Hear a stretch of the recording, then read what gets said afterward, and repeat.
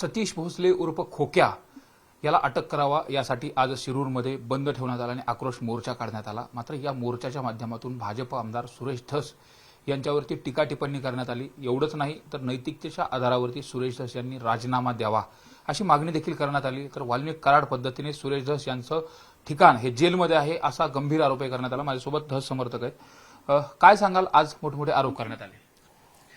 हे सगळे बिनबुडाचे आरोप आहेत। अण्णावर आरोप करणं म्हणजे फक्त धनंजय मुंडेचा राजीनामा घेतला आणि वाल्मिक कराडला जेलमध्ये टाकल्यामुळे त्यांनी हे यांचा तळफळाट आहे, बाकीचं दुसरं काहीच नाही। मात्र सतीश भोसले हा अण्णाचा कार्यकर्ता आहे आणि कार्यकर्ता असल्यामुळे मग सगळं हे काही जे सगळी प्रक्रिया केल्या, ज्या चुकीच्या गोष्टी केल्या याला पाठबळ दिलं असं देखील त्यांचं म्हणणं आहे। बिलकुल नाही, अण्णा चुकीच्या गोष्टीला कोणत्याच कार्यकर्त्याला पाठबळ देत नाहीत, किती जवळचा कार्यकर्ता असू द्या। अण्णांनी इथून पाठीमागे सतीश भोसलेने एक दोन असेच गुन्हे केले ते त्यांच्यामध्ये अण्णांनी स्वतः त्याच्यावर गुन्हे दाखल करायला लावलेले तर, आणि ह्याच्यात बी अण्णा स्वतः एसपीला बोलतील, अजून कोणाला ज्याला संबंधित अधिकाऱ्याला बोलायचं तर बोलतील, त्याच्यावर गुन्हे कायदेशीर दाखल करायला लावतील आणि तो गुन्हेगार आहे तर त्याला कधीच पाठीशी अण्णा कधी घालणार नाही। मात्र आज जे आरोप प्रत्यारोप केले नेमकं हे काय होतं? मग हे आज आरोप करणारे जे आहेत ना, तर हे वेगळ्या पार्टीचे, तर यांना तिकडून धनंजय मुंडेंनी किंवा वाल्मिक कराडाच्या कार्यकर्त्यांनी फुस लावलेली हे त्यांचे कार्यकर्ते आहेत, त्यांना जेलमध्ये पाठवलं म्हणून त्या अण्णाच्या पाठीमागे लावले, दुसरं काहीच कारण नाही। मात्र सतीश भोसले हा नेमका कार्यकर्ता कोणाचा आहे? सतीश भोसले हा कार्यकर्ता अण्णाचा एकट्याचा नाही। सतीश भोसले कार्यकर्ता हा प्रीतमताईचा आहे, पंकजताईचा आहे, अण्णाचा बी कार्यकर्ता म्हणून घेतो। ते जे पुढारी भेटन ते त्याचा कार्यकर्ता असतो तो। सतीश भोसले असा काही नाही। शिरूर, अख्ख्या शिरूर तालुक्याला माहिती आहे आणि शिरूर तालुक्याला काय त्यांनी हे पहिलंच प्रकरण नाही तर याच्या पाठीमागं 5-7 गुन्हे त्याच्यावर आहेत, 5-7 प्रकरणं केलेली आहेत त्यांनी। हे काय शिरूर कासारच्या तालुक्याला कार्यकर्ता असताना अण्णांनी जवळ का केलं? अण्णांनी बिलकुल जवळ केलेलं नाही। ते अण्णाचं नाव घेऊन समजा इकडे तिकडे मिरवितोय। अण्णा त्या असल्या लोकांना कोणाला जवळ करीत नाहीत। आम्ही सुद्धा चुकलो तर आम्हाला सुद्धा माफ करीत नाही। मात्र अण्णांचा त्याला वाढदिवसाच्या शुभेच्छा देत असताना 100% आशीर्वाद आहे असा देखील जो व्हिडिओ कॉल आहे तो व्हायरल होतोय।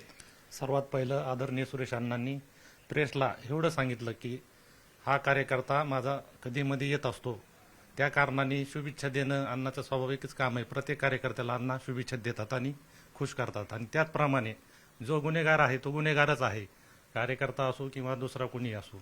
तर अण्णांनी कडक कारवाई हो याकरता बी एसपीला व पीआयला बोललेले आहेत। मात्र अण्णांनी राजीनामा द्यावा असं म्हणणं आहे आज लोकांचं। राजीनाम्याचा विषय या ठिकाणी येतच नाही, कारण हा जो प्रकार झालेला आहे त्याच्यामध्ये अण्णाचा कसलाही संबंधित नाही। नेमकं राजीनाम्याची मागणी केली जाते, यामध्ये आज लक्ष्मण हाके, नवनाथ वाघमारे त्याचबरोबर इतरही लोक या ठिकाणी आलेले होते। सर्वांचा रोष होता। विशेष म्हणजे खोक्याचा आका कोण असं देखील बोललं जात होतं आणि त्याच्यामध्ये अंगुली निर्देश सुरेश धसांकडे होता। नाही, असं काहीच नाही। खोक्याचा आका कोण आहे हे या लोकांना, हे सुपारी बहादर लोक आहेत, हे बाहेरून येऊन टीपी मुंडे साहेब असतील, आता त्यांना साहेब म्हणायची वेळ आली। आमच्यासारख्या सर्वसाधारण कार्यकर्त्यांनी त्यांच्याविषयी बोलू नये, पण त्यांनी पण अण्णाविषयी एवढ्या मोठ्या जर गप्पा मारत असेल तर आम्ही पण रस्त्यावर उतरून बोलू आणि त्यांच्याविषयी आम्ही समाजात जाऊ आणि आम्ही पण कधी 4 दिवसांनी 5 दिवसांनी आंदोलन करू शकतो, कारण अण्णावर हे बिनबुडाचे आरोप होतात, ह्याला कोणतरी वाली पाहिजे। आम्ही अण्णाचे कार्यकर्ते आहोत, आम्ही भारतीय जनता पार्टीचे खंबीर कार्यकर्ते आहोत, यामुळं आम्ही हे राजीनामा द्यावा नैतिकतेच्या आधारावरती असं म्हटलं जात आहे। नाही, अजिबात अण्णा कसं काय देतील? अण्णाचा काही ह्याच्याशी संबंध नाही।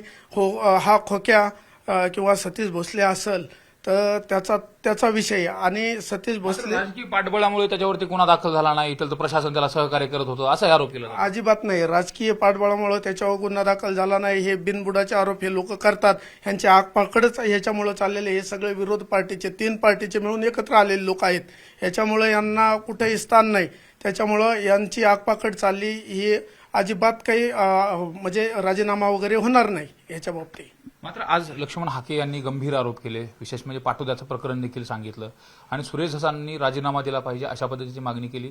त्याचबरोबर या माणसाला निवडून का दिलं असं देखील स्पष्ट त्यांनी सवाल केलेला होता। नाही, हाके साहेबांनी अगोदर जालन्याला जायला पाहिजे होतं ना। तिकडे धनगर, आमचे जे धनगर बांधव हाके साहेब आमचे पाहुणे आहेत, अगोदर तुम्ही तिकडलं लक्ष द्या ना। तुम्ही जे म्हणता ना ओबीसी, इथं तर काय जातीवादाचा विषयच नाही। अण्णा हे सर्व जाती धर्माला धरून चालणारे नेते आहेत। अण्णा हे सगळ्या जातीला सोबत घेऊन चालणारे नेते आहेत। इथं जातीवाद करते ते हाकेसारखे, कुठं तर कोणाच तरी सुपारी घ्यायची, कोणावर तरी बोलायचं, असं काही कामाचं नाही. समजा नाही का, इथं काय आले तुम्ही? अन्नासाठीच आले ना. अन्नामुळं फक्त अन्नाला टार्गेट करण्यासाठी हाकेसाहेब आले. हाकेसाहेबांनी अगोदर जालन्याला जायला पाहिजे होतं ना.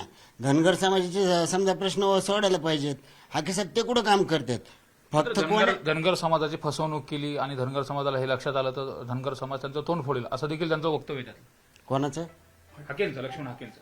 नाही नाही नाही नाही, अगोदर तिकडे जायला पाहिजे. त्यांनी विनाकारण अन्नाला टार्गेट करू नये अशी आमची समाज म्हणून विनंती हाके साहेबाला की तुम्ही कारण नसताना आमच्या आदरणीय अन्न इथं गुन्ह्या गोविंदांनी सगळा समाज नांदतो ना हो.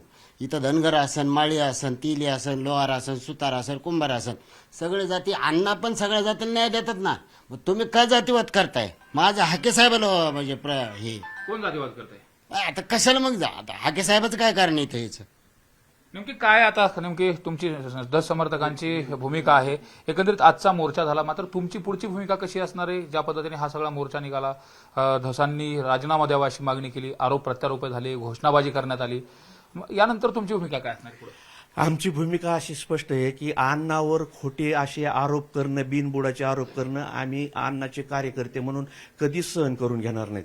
अख्ख्या बीड जिल्ह्यातले कार्यकर्ते अण्णाच्या 100% पाठीमागे आहेत. अण्णा खऱ्याला न्याय देणारे आमचे अण्णा नेते आहेत आणि त्याच्यामुळं आम्ही पुढं आंदोलन करायचं किंवा अजून काय करायची पाळी आली तरी आम्ही करणार. आपण पाहतो हे धस समर्थक होते.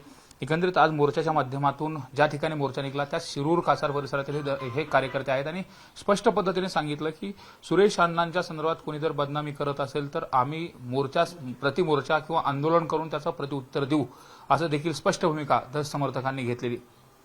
कॅमेरा पर्सन सुधीर जाधवसह सुरेश जाधव, न्यूज 18 लोकमत, बीड.